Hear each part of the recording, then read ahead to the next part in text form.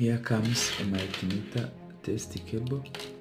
You can easily connect them into multimeter.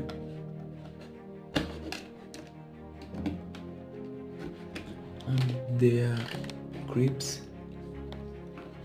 This one, as you see, you can push like this and then get their head, and then make it easy to connect it to the PCB test pin.